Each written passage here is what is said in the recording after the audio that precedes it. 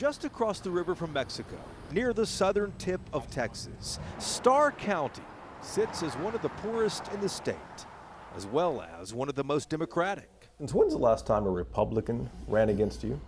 Never. Never in 24 years? Never. Eloy Vera is the county judge here, running for a 7th term and bragging about cutting the unemployment rate in more than half.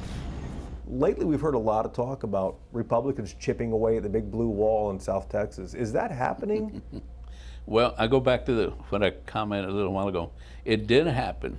It did happen. It happened in 2020. In the presidential election. You think that was one and done? I think it was just, it was just a freak. 2 years ago, Donald Trump got 47% of the vote here, stunning this solid Democratic county. Then Maria Yvette Hernandez got her property tax bill. If elected, what are the two priorities that you have? I think that people are really concerned about property taxes and transparency and accountability. She is the first Republican that anyone can remember to run for county judge. Something so rare, local websites had to create explainers of how to vote in a two-party primary. I think we need to look at what we have as resources here. We're land rich. We may not be, financially rich, but Starr County is land rich, and we are on one of our biggest, most natural resources. It's the river. I think we need to start being more creative and have a little bit more vision on how we can bring more money and really use those resources to our advantage. Here's why this race in South Texas matters to the rest of the state.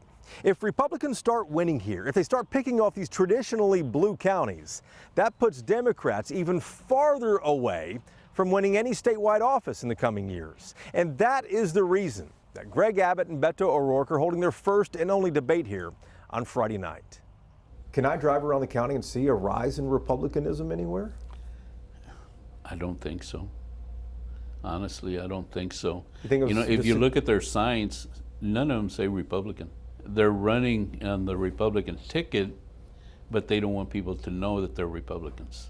When people say that this part of the state remains solid blue, is that the case? I don't think it will.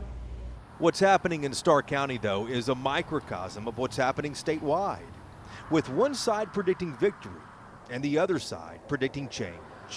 In Rio Grande City, I'm Jason Whiteley.